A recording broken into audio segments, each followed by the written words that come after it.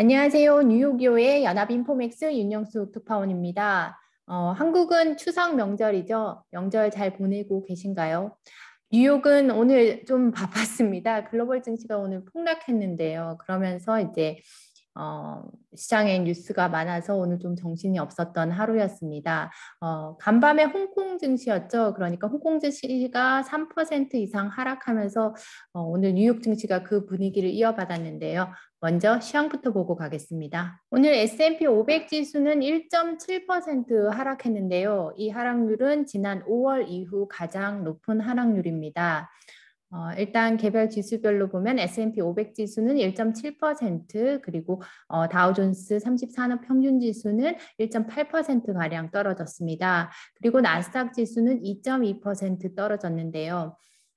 S&P 500 지수는 5월 12일 이후 가장 큰 하락률을 보였고, 그리고 다우 지수는 7월 19일 이후 가장 큰 하락률이라고 합니다. 오늘 3대 지수가 하락한 이유는 뭐 여러 가지 요인이 있겠지만 가장 큰 요인은 아무래도 간밤에 홍콩 증시가 3% 이상 하락하면서 그 분위기를 그대로 이어받았다고 보시면 됩니다. 홍콩 증시가 이날 여기 기사에 보면 4% 하락했는데 월요일 날 장중에 4% 이상 떨어졌고요. 그 이유는 헝다그룹이라 하죠. 중국 부동산 기업인데 이게 지난주부터 계속 이제 월가에서 주목해온 이슈 중에 하나인데 이 헝다그룹이 디폴트에 처할 수 있다는 얘기가 나오고 있습니다. 그러니까 이번 주 23일로 예정된 그 채권 이자 만기에 그 돈을 제때 갚지 못할 것이라는 우려가 나오면서 이제 홍콩 증시가 크게 하락했고 그 영향으로 오늘 뭐 유럽 증시도 2% 이상 하락하는 분위기였고요. 그리고 미국 증시는 장중에 3% 이상 하락하기도 했습니다. 그리고 또 이제 CNBC 같은 경우는 오늘 이 같은 뉴스도 있었지만 사실 이 뉴스를 시장이 약간 조정의 빌미로 삼았을 뿐이지 그 이외에도 다른 위험 요인들이 많은 것으로 시장은 분석하고 있습니다. 두 번째 이유 중에 하나가 그 연준의 FOMC 회의가 바로 내일부터 시작하죠. 그러니까 FOMC 회의에서 아무래도 테이퍼링 얘기가 나오고 또 그에 따라서 이제 긴축 우려가 커지면서 이제 시장이 또 조정을 받았다라는 얘기도 있고요. 그리고 주말 동안 그 미국의 코로나19 확진자 수 자체는 사실상 이제 좀 둔화하는 조짐을 보이고 있습니다. 하지만 그 사망자가 뉴욕타임스 기준으로 한 2천 명을 넘어서면서 지난 3월 이후 최고치를 또 기록했다는 뉴스 등이 쏟아지면서 이제 부정적인 영향을 미치고 있습니다. 그 위에도 이제 S&P 지수가 S&P 500 지수는 원래 이제 9월에 좀 조정을 본다. 그래서 9월은 항상 안 좋았다라는 얘기가 계속 시장에 맴돌고 있기 때문에 이 영향도 있지 않을까라고 CNBC는 봤습니다. 한 1년 중에 그 S&P 500 지수가 평균 한 0.4%가량 하락하는 경향을 보인다고 합니다. 그리고 이제 마지막으로 그 의회에서의 그 부채 한도 협상에 대한 우려가 아직 남아 있는데요. 주말이었죠. 주말에 제니 옐런 재무장관이 또 이제 월스트리트 저널 기고를 통해서 빨리 그 부채 한도를 상향하거나 혹은 유예하지 않으면 이제 미국이 금융위기를 다시 맞을 수 있다라고 경고를 내놨습니다. 그리고 오늘 이제 주식시장에서 뭐 다른 여러 종목 11개 섹터 모두가 이제 오늘 다 하락을 했는데요. 그중에서도 에너지주가 3% 이상 하락했고, 그리고 오늘 이제 주목할 게 금융주들이 많이 하락했습니다. 미국의 은행주들이 JP모건 체이스나 뭐 BOA 같은 게 3% 이상 모두 하락했는데요.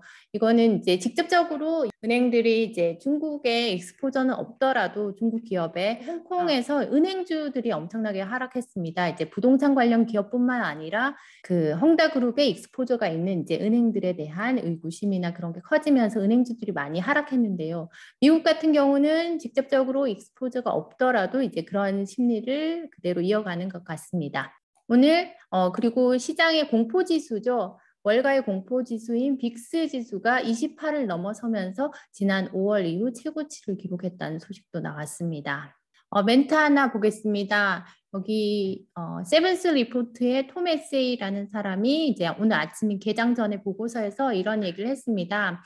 오늘 주가 하락의 가장 큰 이유는 지난주와 같다. 그러니까 에버그란데, 중국의 규제, 코비드 등 중국발 우려나 그리고 연준의 테이퍼링, 그리고 세금 인상 가능성 이러한 것들이 전주나 이번 주나 똑같은 이슈다. 그리고 이번 주에 새롭게 뭐 생겨난 그런 것도 없다라고 얘기를 했습니다.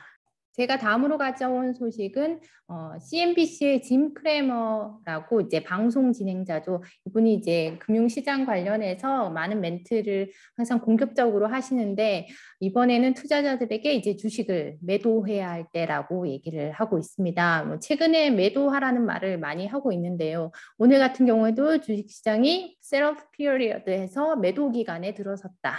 그리고 이게 a couple of more weeks에서 한 2주 정도 더 지속될 것으로 보인다. 그에 따라서 투자자들에게 행동하라라고 조언을 했습니다. 그리고 사람들에게 내가 팔라고 얘기를 해오고 있으며 그리고 그렇게 말을 하는 게 뭐 좋지는 않다, 불편하다. 그렇지만 그렇게 말하는 것을 멈추지는 않겠다라고 얘기하면서 사람들이 계속 팔 거라고 생각할 거다라고 하면서 투자자들에게 지금은 주식을 살 때가 아니라고 얘기를 하고 있습니다. 그리고 크레머가 중국 관련 이슈에 대해서도 이제 한마디 했습니다. 많은 사람들이 생각하는 것처럼 그런 어떤 금융시장의 컨테이전 리스크, 전이 위험으로 갈 것 같지는 않다. 그렇게 걱정하지는 않는다라고 얘기를 하고 있습니다. 왜냐하면 미국 은행들이 중국에서 사업을 할 수 없게 돼 있기 때문에 미국 은행들의 익스포저가 거의 없다. 그렇기 때문에 이게 그 다른 미국 시장에 전이 위험을 가져올 것으로는 보지 않는다라고 얘기를 하고 있습니다. 그리고 우리 은행들은 무엇보다 전 세계에서 가장 뭐 안전한 은행이다라고 얘기를 하고 있죠. 홍다그룹 얘기가 나와서 관련 기사 하나 더 가져왔습니다. 에버그란데 뎁크런치에 대해서 그러니까 홍다그룹의 그 부채 문제, 이 부채 경색이 미국 투자자들에게 어떤 의미를 가지는지 해서 에드 야덴이라는 이 투자가가 이제 투자 전문가이신데요. 이분이 이제 어떻게 보는지를 본 기사입니다. similar to anything 해서 그것이 비슷한 것이 있다면 이게 LTCM이라고 Long-Term Capital Management라고 1998년에 이제 시장에서 파산했던 LTCM 사태와 유사하다라고 말을 했습니다. 그렇지만 이 롱텀 캐피털 매니지먼트의 파산은 연준이 아주 빠르게 이렇게 처리를 했고 연준뿐만 아니라 많은 주요 은행들이 빠르게 처리를 해서 어떤 글로벌 여파도 끼치지 않았다라고 얘기를 했습니다. 즉 이번에 에버그랜드가 이렇게 파산을 하더라도 지금 부채가 한 3천억 달러 정도 있는데 지금 당장은 이번 주에 도래하는 이제 이자 지급을 못할 수 있다는 우려가 있죠.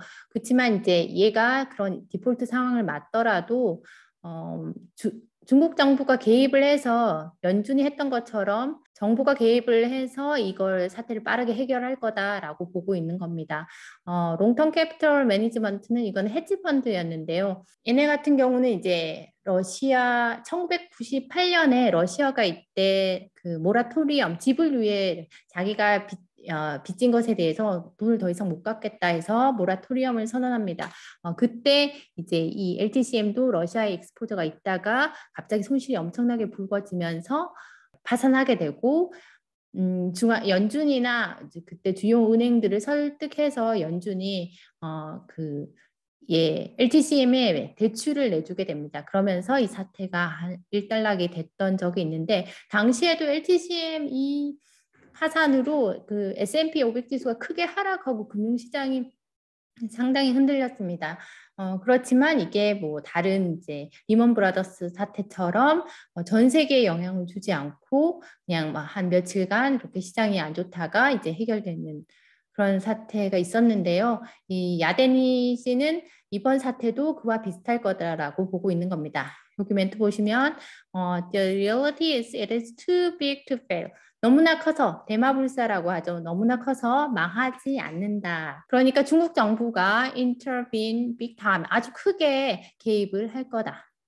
그리고 이제 뭐 경영진을 구하진 않겠지만 restructured 구조조정을 해서 어쨌든 너무 많이 경제에 영향을 해를 주지 않을 것이며 그리고 글로벌 경제나 금융시장에도 영향을 끼치지 않게 할 것이다 라고 예상을 하고 있습니다.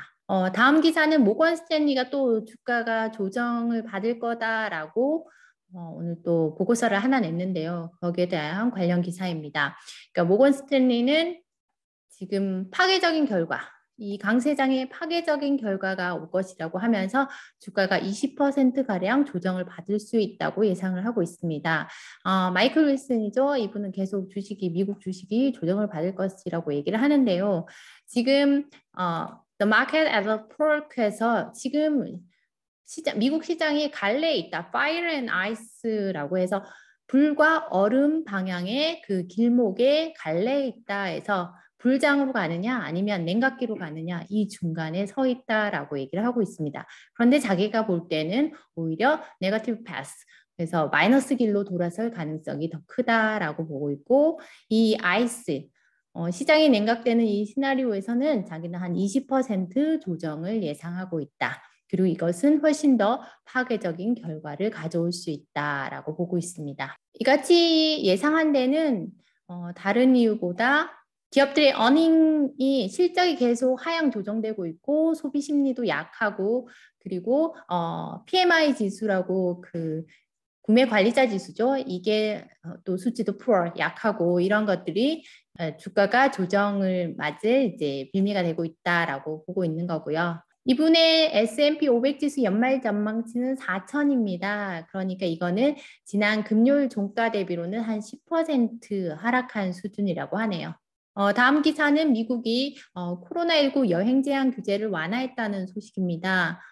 이번 뉴스 같은 경우는 보니까 바이든 행정부가 1년의 여행 금지 조치를 완화하고 외국인들에게 미국으로 입국하는 외국인들에게 백신 증명서를 요구하고 있다라는 내용입니다. 그러니까 이제 앞으로 미국으로 들어오는 모든 이제 여행객들은 코로나19 백신을 맞았는지를 확인하는 증명서랑 그리고 또 코로나가 음성이라는 음성 확인서 이 두 가지를 같이 제출해야 합니다. 시행은 11월 초에 시행될 것으로 예상이 되고 있습니다. 트럼프 행정부 시절에 이제 미국은 이제 유럽이나 아니면 영국에서 입국하는 외국인에 대해서 이제 여행을 제한하는 조치를 시행했고요. 사실상 관광 목적으로는 미국 여행이 금지됐었습니다. 이후에 브라질 그리고 중국, 인도, 남아프리카 등으로 확대를 했었고요. 그런데 이 조치를 이제 완전히 완화합니다. 그러니까 백신을 접종한 사람들은 이제 들어와도 된다라는 얘긴데요. 이게 11월부터 새로 시행이 된다고 합니다. 다음 기사는 화이자와 바이오엔테크의 코로나19 백신이 5세와 11세 아동에게 안전하다. 그리고 강력한 면역 반응을 일으킨다라고 오늘 화이자가 자료를 내놓은 기사입니다. 화이자는 오늘 백신이 아주 안전하고 5세에서 11세까지의 그 임상 결과 아주 안전하다. 그리고 그들에게서 강한 면역 반응이 나타났다라고 얘기를 했습니다. 그리고 곧 이 결과를 미국이나 다른 나라들과 공유를 하겠다. 그리고 미국 당국에 그 긴급 사용 승인을 신청할 것이다. 이르면 이달 말에 신청하겠다고 얘기를 했습니다. 네, 제가 준비한 소식은 여기까지입니다. 이번 주에는 FOMC 경례회도 있어서 금융시장에 이벤트가 많은 주인데요. 무엇보다 오늘 크게 하락했던 뉴욕 증시가 내일은 어떻게 될지 좀 더 지켜봐야 될 것 같습니다. 감사합니다.